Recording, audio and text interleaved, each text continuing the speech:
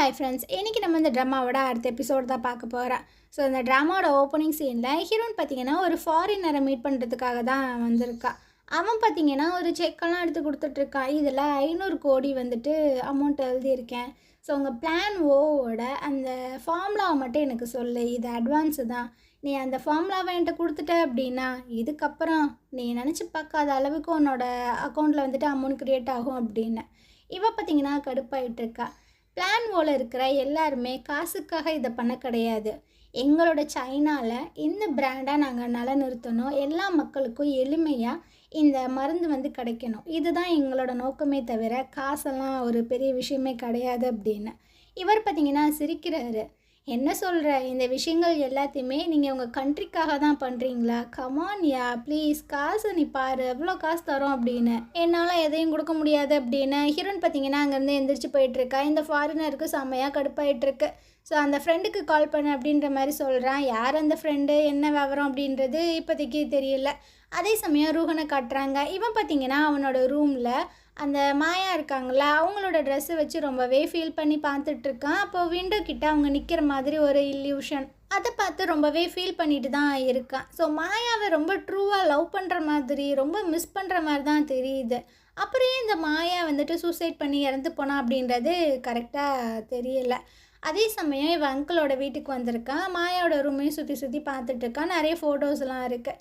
So அதெல்லாம் பார்த்து ரொம்பவே ஃபீல் பண்ணிகிட்டு இருக்கும்போது அந்த அங்கிள் சொல்கிறாங்க, அவள் இறந்து போய் ரொம்ப நாள் ஆச்சு, அதுக்குள்ளேயே நீ ஸ்டக் ஆகிட்டுருக்காத. இல்லை, அவள் இறந்து போகலை, அவள் மிஸ் ஆயிருக்கா அப்படின்னு. ஸோ அப்படியே ஒரு சின்ன ஃப்ளாஷ்பேக்கை காட்டுறாங்க. அந்த மாயா வந்து இந்த மலையிலேருந்து தான் கீழே குதித்து சூசைட் பண்ணியிருந்திருப்பாங்க போல். ஸோ நிறைய பேர் தேடிட்டுருக்காங்க. அப்போது ஒருத்தர் பார்த்திங்கன்னா ஒரு ஸ்கார்ஃபை மட்டும் கண்டுபிடிச்சி எடுக்கிறாங்க. அதை பார்த்தோன்னு அவன் கத்திக்கிட்டு இருக்கான், இந்த ஸ்கார்ஃப் இங்கே இருக்குது அப்படின்னா கண்டிப்பாக மாயாவும் இங்கே தான் இருப்பா, அவளை போய் தேடுங்க தேடுங்க அப்படின்னு. இவனுக்கு ஹார்ட்டில் ஏதோ ப்ராப்ளம் இருக்குது போல். ஸோ நெஞ்சையே பிடிச்சிக்கிட்டு தான் சொல்லிகிட்டு இருக்கான். எனக்கு தெரிஞ்சு மாயா சாக கிடையாது, அவளை நீ தான் எங்கேயோ மறைச்சி வச்சுருக்க. மரியாதையாக நீ அவளை என்கிட்ட திரும்ப கொடுத்துரு, அவள் என்னோட பொண்டாட்டி, நான் மட்டும் அவளை கண்டுபிடிச்சேன், என் கையில் தாண்டி உனக்கு சாவு அப்படின்ற மாதிரிலாம் மிரட்டிகிட்டு இருக்கான். அந்த நேரம் ஹீரோ வந்திருக்கான் அப்படின்ற மாதிரி ஒருத்தர் வந்து சொல்லிட்டுருக்காங்க. ஸோ இவரும் வெளியே வந்துட்டுருக்காரு. அப்போ பார்த்திங்கன்னா அந்த ஒருத்தவர் வந்து ஃபோன் பண்ணி கொடுக்குறாங்க. அவங்க அம்மா பேசுகிறாங்க போல். ஆனால் அந்த அம்மா இவ்வளோ நாள் கழித்து தன்னோட பையன்கிட்ட பேசுகிறோம் அப்படின்ற ஒரு எக்ஸைட்மெண்ட்லாம் கிடையாது. எப்பா நீ எங்கே இருக்க, என்ன பண்ணிகிட்ருக்க, நீ வீட்டுக்கு வா, நான் உன்னை ரொம்பவே மிஸ் பண்ணுறேன், இதுதான் சொல்லுது. ஏன்னா ரெக்கார்ட் பண்ண வாய்ஸ் மாதிரி தான் பேசுகிறாங்க. நேற்று நைட்டு உங்கள் அம்மா எனக்கு மெசேஜ் பண்ணியிருந்தா உன்னை ரொம்பவே மிஸ் பண்ணுறதாகவும் உங்ககிட்ட பேசணும் அப்படின்னு, அதனால தான் ஃபோனெல்லாம் பண்ணி கொடுத்தேன். அவங்களுக்கு ரொம்பவே உடம்பு சரியில்லாமல் போயிட்டுருக்கு. அவங்க தலையில் டியூமரை கண்டுபிடிச்சிருக்காங்க. என்ன சொல்கிறீங்க, அப்படியே நீங்கள் என்கிட்ட சொல்லலை? அது ஜஸ்ட்டு ஒரு டியூமர் தான், ஆப்ரேஷன் எல்லாத்துக்குமே நான் ரெடி பண்ணிட்டேன். ஸோ நீ தானே கடைசி காலத்தில் உங்கள் அம்மாவெல்லாம் நல்லபடியாக பார்த்துக்கணும் அப்படி இப்படின்னு. இப்போது உங்களுக்கு என்ன வேணும், என்ன சொல்ல வரீங்க, உங்களுக்காக வேறு ஒரு மிஷனாக நான் பண்ணணுமா அப்படின்னு. இவரும் பார்த்திங்கன்னா, ஆமாம் நீ விட்டால் அந்த மிஷனை கம்ப்ளீட் பண்ணோம் அப்படின்னு, தயவு செஞ்சு என்னை புஷ் பண்ணாதீங்க அப்படின்ற மாதிரி சொல்லும்போது, டைம் வந்து எப்போவுமே உனக்காக வெயிட் பண்ணாது, இந்த வேலையை முடிச்சுட்டு நீ உங்கள் அம்மா கூட போய் ஜாலியாக இரு அப்படின்ற மாதிரி சொல்கிறாங்க. சரி, அப்போ எனக்கு கொஞ்சம் டைம் கொடுங்க, நாளைக்கே நீ முடிவு சொல்லணும் அப்படின்னு சொல்கிறாரு. இவனுக்காக கடுப்பாயிட்ருக்கு. ஸோ அப்படியே வெளியே வரும்போது ரூஹன் பார்த்திங்கன்னா வெயிட் பண்ணுறான். டேய் ஒரு நிமிஷம் நில்றா, அவங்ககிட்ட கொஞ்சம் பேசணும் அப்படின்னு அந்த மாயா கீழே விழுந்திருப்பாங்கள்ல அந்த மலை, அங்கே தான் கூப்பிட்டு வந்திருக்கான். ஒன்னால தான் மாயா மிஸ் ஆகிட்டா அப்படின்னு. நீ அவளுக்கு அந்த மாதிரி பண்ணலைன்னா அவன் ஏன்டா இந்த மாதிரி சாக போகிறா அப்படின்ட்டு. ஸோ இவனுங்க எதை பற்றி பேசுகிறானுங்க, இவன் என்ன தான் மாயாவுக்கு பண்ணான், அதனால ஹீரோ என்ன பண்ணான் அப்படின்றது தெளிவாக தெரியல. அவள் என்னோடது, அவளை நான் என்ன வேணால் பண்ணுவேன், ஆனால் அவள் உன்னை லவ்வே பண்ணலையே.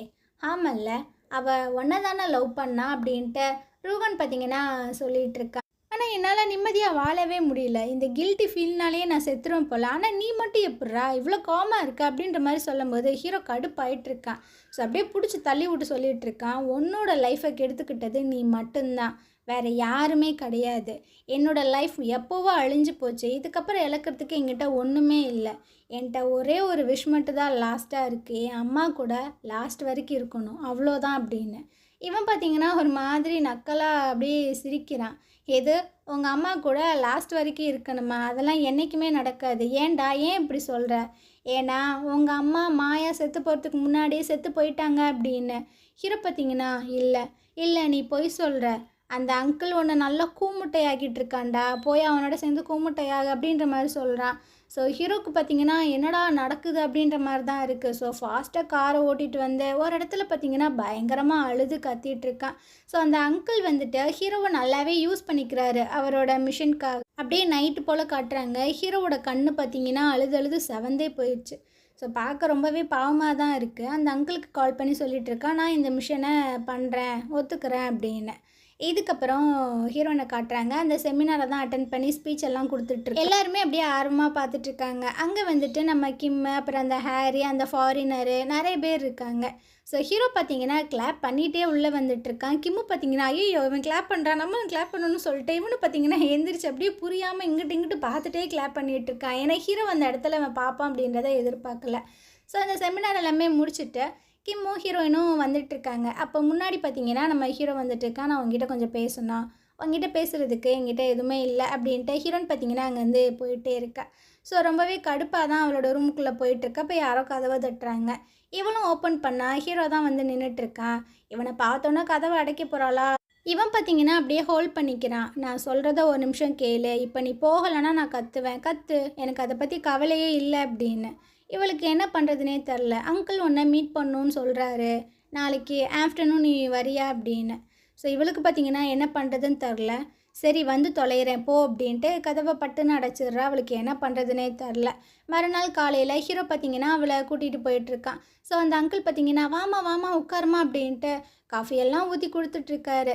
நான் கேள்விப்பட்டம்மா ஹீரோ வந்து உன்னை பிரேக்கப் பண்ணிட்டான் அப்படின்னு, மன்னிச்சிருமா, என் பொண்ணை அவன் ரொம்பவே ட்ரூவாக லவ் பண்ணான். ஸோ திடீர்னு அவனுக்கு ஒரு கில்ட்டி ஃபீலு, அவளை ஏமாற்றிட்டு உன்கிட்ட வந்துட்டோமே அப்படின்னு. ஆனால் அவன் ரொம்ப நல்ல பையன்.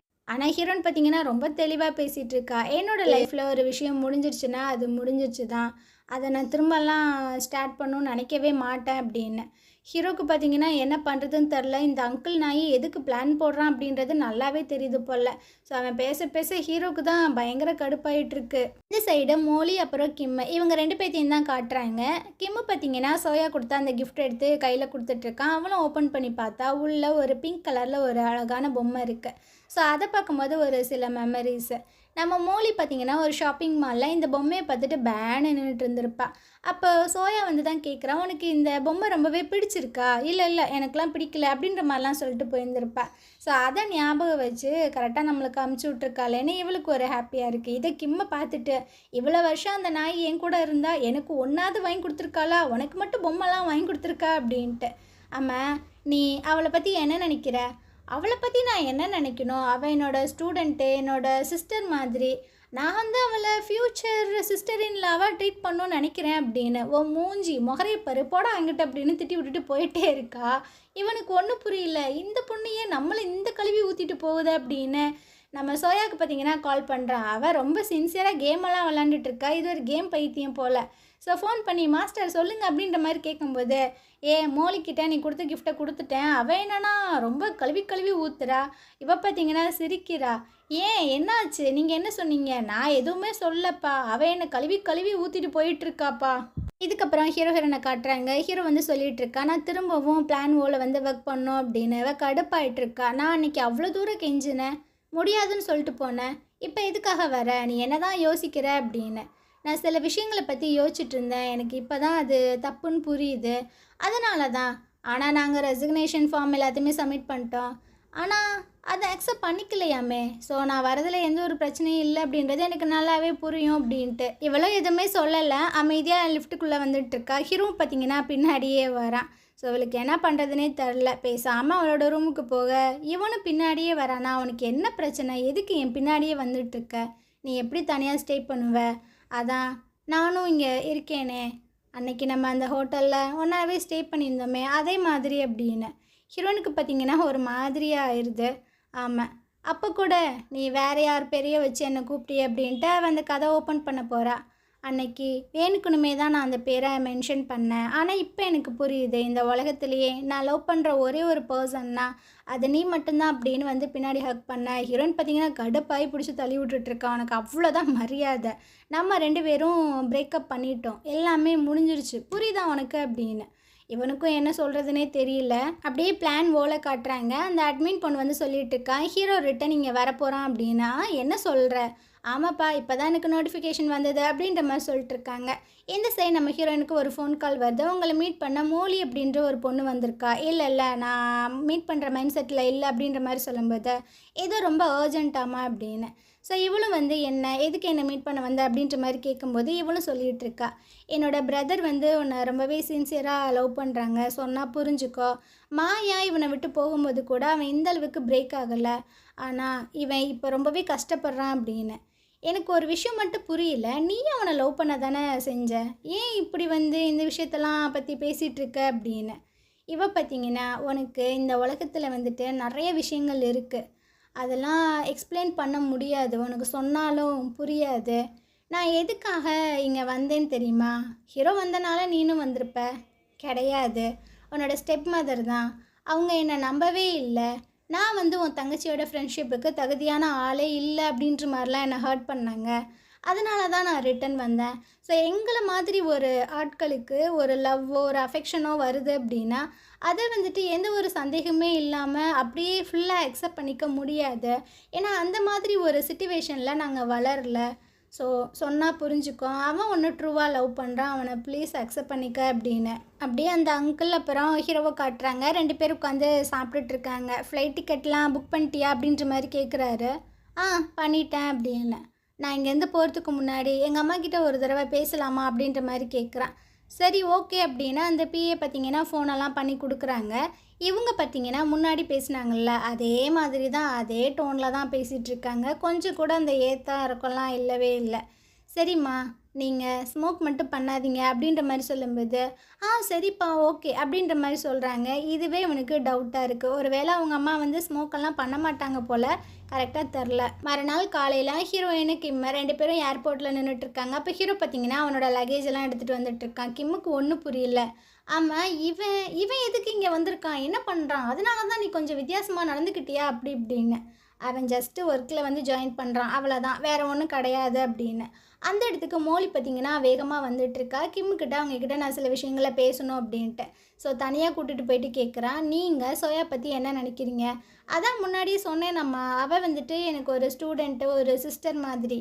ஆனால் அவள் உங்களை அந்த மாதிரி நினைக்கல, அவளுக்கு உங்களை பிடிச்சிருக்கு. அன்னைக்கு உங்ககிட்ட லவ் சொல்ல தான் வந்தா. ஆனால் நீங்கள் வந்து ஹீரோயினோட பர்த்டே செலிப்ரேட் பண்ணுறதுக்காக கேக்கெல்லாம் வாங்கிட்டு வந்திருக்கீங்க. அதனால் அவள் ரொம்பவே கஷ்டப்பட்டுட்டா. ஸோ என்கிட்ட வந்து அழுது புலம்பி ரொம்பவே கஷ்டப்பட்டா அப்படின்னு. ஸோ அப்படியே நினச்சி பார்க்குறாங்க. அன்றைக்கி அவள் ஹரிபரியாக வந்து சொல்ல ட்ரை பண்ணியிருந்திருப்பாள்ல, அப்போ கேக் வரவும் ரொம்பவே கஷ்டத்தோடு அங்கேருந்து போயிருப்பாள்ல, அந்த விஷயங்கள் எல்லாத்தையுமே யோசிச்சு பார்க்குறான். இல்லை நீ தப்பாக எதோ புரிஞ்சுக்கிட்ட அப்படின்ட்டு அவர் அங்கேருந்து போயிட்டுருக்காங்க. ஸோ ஹீரோயின் பார்த்திங்கன்னா பின்னாடியே போக ஹீரோ வந்து சொல்லிகிட்ருக்கான், பார்த்து கவனமாக இரு, நான் இங்கே இல்லை அப்படின்றதுக்காக எதையும் பண்ணிகிட்ருக்காத.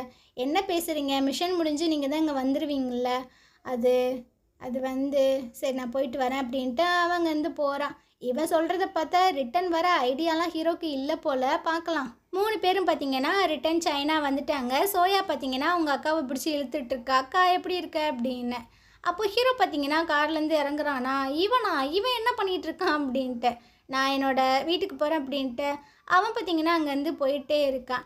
ஸோ ஹீரோயின் வந்து சொல்லிகிட்ருக்கா, அவன் ஒர்க்குக்கு ஜாயின் பண்ண வந்திருக்கான் அப்படின்னு. வேகமாக கிம்முக்கிட்ட போய் தொட்டு பேசிகிட்ருக்கா, என்னை தொடாத அப்படின்னு. இவன் கொஞ்சம் வியர்டாக நடந்துகிட்ருக்கான். இவளுக்கு ஒன்றுமே புரியல.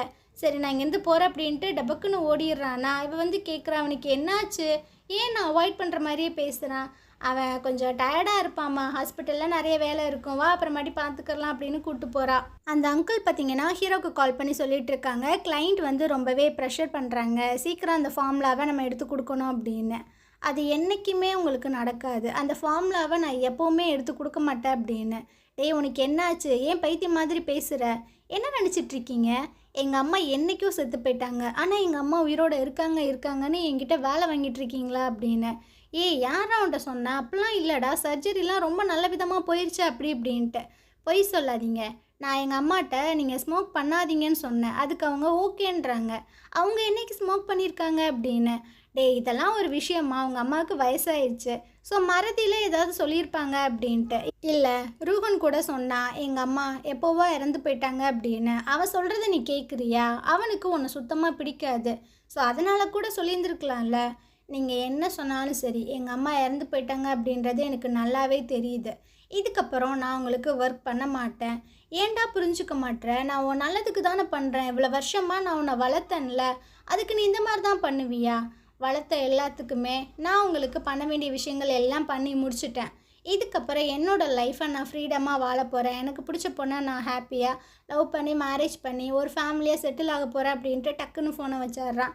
ஸோ அங்கே அவருக்கு பார்த்திங்கன்னா பிபியெல்லாம் ஏறிட்டுருக்கு. மறுநாள் காலையில் 2 பேருமே பஸ்ஸில் ஒன்றா தான் வந்துட்டுருக்காங்க. ஹீரோயின் இந்த கார்னரு, ஹீரோ பார்த்திங்கன்னா அந்த கார்னரு. ஸோ ரொம்பவே சோகமாக தான் வந்துட்டுருக்காங்க.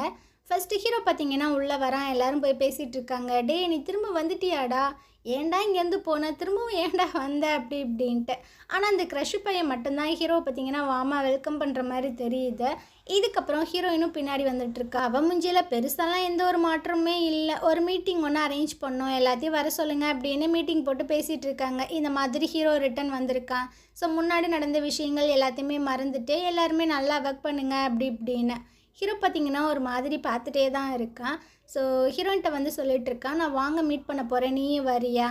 ஓகே வரேன் அப்படின்ட்டு இவளும் நார்மலாக சொல்லிகிட்ருக்கா. அந்த சைடு கிம்மை கட்டுறாங்க. இவனை மீட் பண்ணுறதுக்கு அந்த ஃப்ரெண்டுக்கார வராண்டே, என்னடா ஒரு மாதிரியாகவே இருக்க அமெரிக்காலேருந்து வந்ததுக்கப்புறம் அப்படின்னு. அதுவா மச்சான், அது வந்து சோயாவோட ஃப்ரெண்டை நான் மீட் பண்ணேன்னா அவள் என்கிட்ட ஒரு விஷயத்த சொன்னாடா. இந்த சோயா பிள்ளைக்கு என்ன பிடிச்சிருக்கான். என்னடா சொல்கிற, அந்த பிள்ளைக்கு கண்ணுக்குன்னு தரலையா? என்ன ஓவராக பேசிகிட்டு இருக்க, நான் கொஞ்சம் ஹேண்ட்ஸம் தான் எனக்கு தெரியும், இருந்தாலும் என்னால் நம்ப முடியலையே அப்படின்னு. அவ்வளோ நல்ல பொண்ணு தானடா, உனக்கு ஓகேனா பார்த்து செய்ய அப்படி இப்படின்னு சொல்லிட்டு இருக்கான். சரி ஃபஸ்ட்டு நம்ம சோயாவை மீட் பண்ணி பேசலாம் அப்படின்ட்டு. அவள் பார்த்திங்கன்னா ஒரு பெரிய வேலையை பார்த்து விட்ருக்கா. அதாவது இன்டர்னா இவனுக்கு கீழே தான் அவள் ஒர்க் பண்ணிகிட்டு இருந்திருப்பா.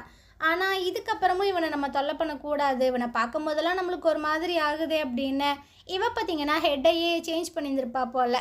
ஸோ அதை பற்றி கேட்டுட்ருக்கான். எதுக்காக நீ அவனோட டீமில் போய் ஜாயின் பண்ண, அவன் ஒரு பைத்தியம், நான் ஹர்ட் பண்ணுவான் அப்படின்னு.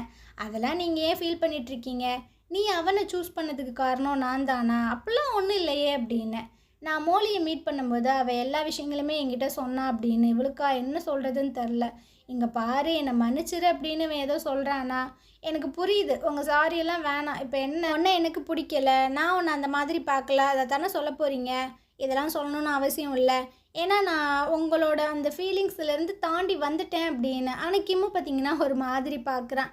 இதே நினச்சி குழம்பிட்டு வந்துட்டுருக்கான். ஆப்போசிட்டில் பார்த்திங்கன்னா ஹீரோயின் வந்துட்டுருக்காங்க.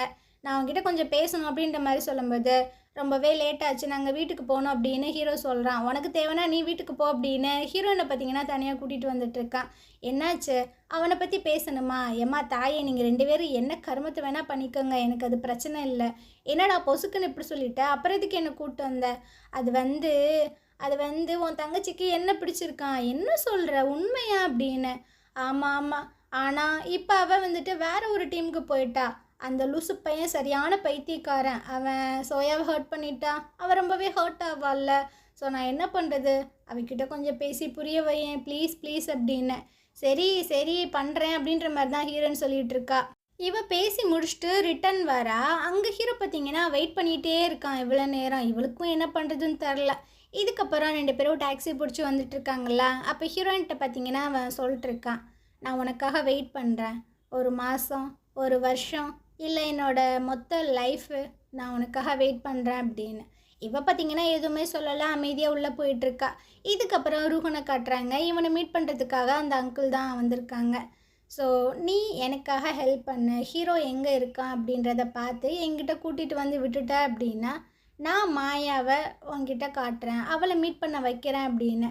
ஸோ அந்த மாயா வந்து உயிரோட தான் இருக்கா போல். சரி ஓகே, நான் இதுக்கு ஒத்துக்கிறேன் அப்படின்ற மாதிரி ரூஹனும் சொல்லிகிட்டு இருக்கான். இதுக்கப்புறம் ஹீரோயின் பார்த்திங்கன்னா சோயாட்டை எடுத்து சொல்லிகிட்டு இருக்கா, நீயே அந்த டீமை வந்துட்டு சேஞ்ச் பண்ண, உனக்கு வந்து கிம்மை பிடிச்சிருக்கா அப்படின்னு. ஐயையோ, இந்த விஷயம் எல்லாத்துக்குமே தெரிஞ்சிருச்சா? முன்னாடி எனக்கு பிடிச்சிருந்ததுக்கா, ஆனால் இப்போ இல்லைக்கா, நான் அதுலேருந்து வெளியே வந்துட்டேன் அப்படி இப்படின்னு சொல்லி சமாளிக்கிறா. ஸோ ஹீரோயினுக்கும் இதுக்கு மேலே அவகிட்ட என்னத்தை பேசுகிறதுன்னு தெரில. மறுநாள் பார்த்திங்கன்னா நம்ம சோயா, ஹீரோயினை, அவங்க அப்பா, அப்புறம் சோயாவோட அம்மா எல்லாருமே உட்காந்து சாப்பிட்டுட்ருக்காங்க. சோயா அம்மா பார்த்தீங்கன்னா, "நீ சனிக்கிழமை ஃப்ரீயாக தானே இருப்ப, உனக்கு பிளைண்ட் டேட் எல்லாம் ரெடி பண்ணி வச்சுருக்கேன். ஸோ நீ அவனை போய் மீட் பண்ணு, மேரேஜ் எல்லாம் பண்ணிக்கோங்க" அப்படி இப்படின்ட்டு. ஆனால் இவ பார்த்தீங்கன்னா, "என்னையே ரஷ் பண்ணுறீங்க, எனக்கு முன்னாடி அக்கா இருக்கா, அவளை கல்யாணம் பண்ண சொல்லுங்க" அப்படின்னு. ஹீரோயின் பார்த்தீங்கன்னா, "என்னை ஏண்டி கோர்த்து விட்ற" அப்படின்ற மாதிரி